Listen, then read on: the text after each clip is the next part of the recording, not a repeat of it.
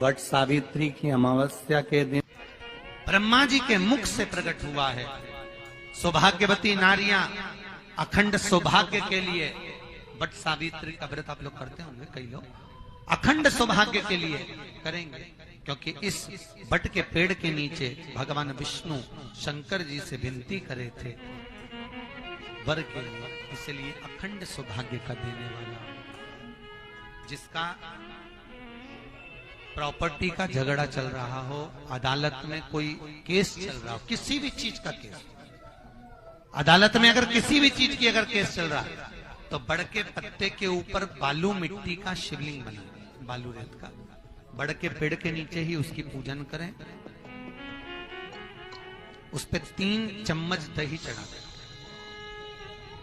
अपनी मनोकामना कर कर दही चढ़ाकर उस दही को चम्मच में वापस लेकर शंकर जी की पूजन कर कर उसको विसर्जन करें। वो दही जो लेकर आए, जब अदालत कार्रवाई हो और आप केस के लिए अदालत में जाएं, उसको चंदन में मिलाकर तिलक कर कर जाइए, आपका काम विजय प्राप्त होगी, काम फतेह हो जाएगा। बटकेश्वर महादेव का स्मरण करने से कार्य की सिद्धि होगी। जिस बच्चे का एग्जाम में पास नहीं हो रहा हो, अच्छे नंबर नहीं आ रहे हो, वो भी इस दही का तिलक लगाकर जा सकता। बटकेश्वर ऐसे भगवान शिव विराजमान हैं। 16 श्रृंगार में नारी के हाथ की चूड़ी का कलर अलग हो सकता है, चूड़ी की डिजाइन अलग हो सकती है, चूड़ी अलग हो सकती है, चूड़ी महंगी सस्ती हो सकती है, मंगलसूत्र की कीमत ऊंची नीची हो सकती है, पांव की बिछुड़ी की कीमत ऊंची नीची हो सकती है, कान के कुंडल की कीमत ऊंची नीची हो सकती है। तुम्हारे शरीर पर जितने जितने 16 श्रृंगार हैं उसकी कीमत ऊंची नीची हो सकती है। केवल मंगलसूत्र की डिजाइन बदल सकती है, नाक की लौंग की डिजाइन बदल सकती है, कान के बुंदे की डिजाइन बदल सकती है, हाथ की चूड़ी की डिजाइन बदल सकती है, पांव की पायल की डिजाइन बदल सकती है। केवल नारी के 16 श्रृंगार में एक श्रृंगार ऐसा है जिसकी कीमत जो पहले थी वही कीमत आज तक है और उसकी डिजाइन आज तक नहीं बदली। वो मांग का सिंदूर है, एक जैसी डिजाइन है और एक जैसी कीमत है।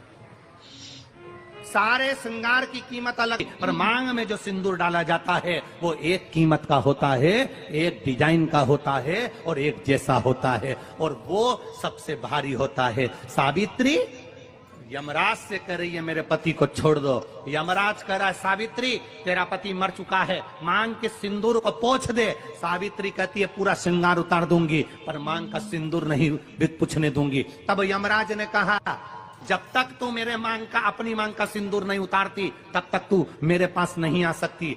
भगवान यमराज से सावित्री ने कह दिया मैं भी तुझे वचन देती हूँ यमराज, मेरी मांग में जब तक सिंदूर है, जैसे सीता ने लाइन, लक्ष्मण जी ने लाइन खींच दी थी और सीता पार नहीं जा सकती थी, मैं भी तुझे वचन देती हूँ जब तक नारी की मांग में सिंदूर है तब तक तू उसके पति को उसके सामने लेकर नहीं जा सकता। ये भी मैं तुझे कह देती हूँ। यमराज भैंसे पर सवार होकर सत्यवान को लेकर जा रहा था, सावित्री से वचन पर वचन चल रहे थे, अड़ के पेड़ के नीचे छोड़कर आए।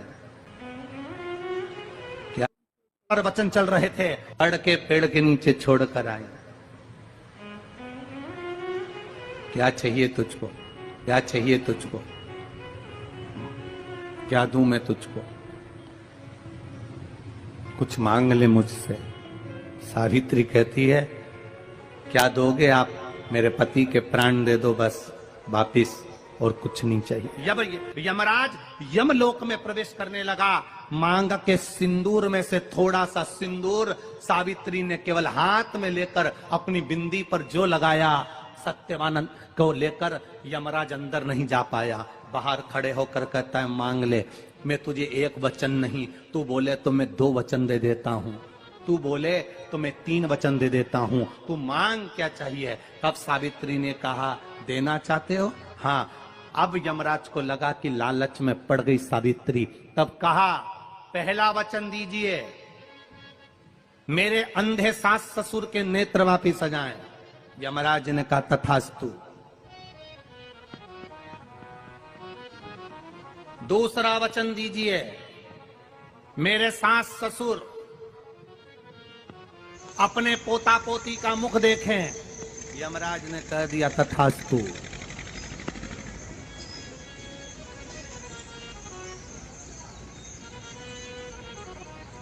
जाओ।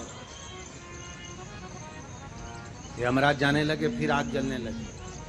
कहने लगे अब मैं अंदर क्यों नहीं जा पा रहा हूं। सावित्री कहती है तुमने वर दिया है मेरे सास ससुर पोता पोती का मुख देखें, उनके बेटे को तुम ले जाओगे तो पोता पोती कहां से होगा।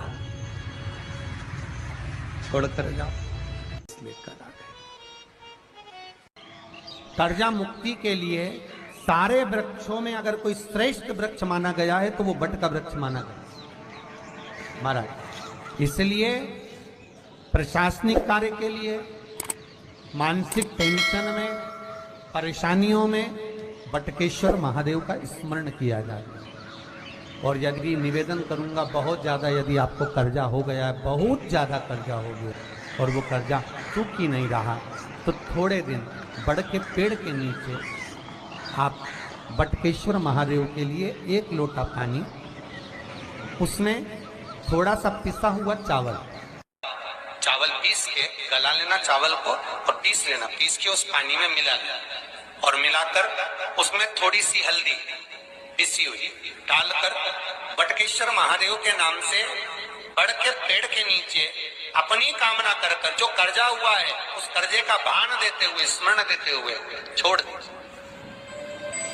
महाराज 2 या 3 सोमवार एक ही जगह पर करना। 3 सोमवार बाद वहीं से बड़ के पेड़ की थोड़ी सी जड़ उठा लाना और उस जड़ को एक कोई धागे में बांधकर या तो अपने गले में डाल लो या अपनी जेब में पटक लो, उसको थोड़े दिन पटक कर रखना, लगभग 2 से 3 महीना पटक कर रखो। वो जड़ जैसे बड़ का पेड़ विस्तार होता है, पानी गिरे ना गिरे, जल वृष्टि हो ना हो, गर्मी पड़े ना पड़े, उसको कोई फर्क नहीं पड़ता। बड़ का वृक्ष आप रूप फैलता जाता, उसकी जड़ें अपने आप प्रबल होती है। उसी तरह ये बटकेश्वर महादेव कहीं से भी अगर जड़ आपके पास में रखी है 1 महीना, 2 महीना, 3 महीना तक, तो ये जड़ अपने आप लक्ष्मी को पकड़कर खींच कर लाती है और कर्जे से मुक्त कर देती। बटकेश्वर महादेव महीने में 1 बार पानी के लोटे में, जल के पात्र में थोड़ा सा दूध डालकर, 5 काली मिर्ची डालकर शंकर को समर्पित करते रहो, तो जिंदगी में कभी घर के अंदर कोई बड़ी बीमारी प्रवेश नहीं कर सकती, कभी जिंदगी में नहीं आ सकती। घर में लड़ाई चल रही है, क्रोध हो रहा है, विवाद हो रहा है, आपस में परिवार टूट रहा है, विवाद हो रहा है, पति पत्नी में झगड़ा हो रहा है, अदालत तक बात पहुंच गई, तलाक तक बात पहुंच गई, तो भी अगर एक श्रीफल को लेकर घर में घुमाकर उस पे लच्छा लपेटकर तुमरुका जी का नाम लेकर जिस पति पत्नी में झगड़ा और उसके नाम का मोली लच्छा जानते हो, मोली जो हाथ में बांधते हैं, नाड़ा, उसको लपेट कर अगर शंकर जी के मंदिर में ले जाकर उसको समर्पित कर दिया जाए तुमरुका जी के नाम से, तो पति और पत्नी में बैर होना समाप्त हो जाता है, दोनों में प्रेम बढ़ जाता है। तलाक की भी बात चल रही हो तो दोनों में प्रेम हो जाता है, तलाक समाप्त।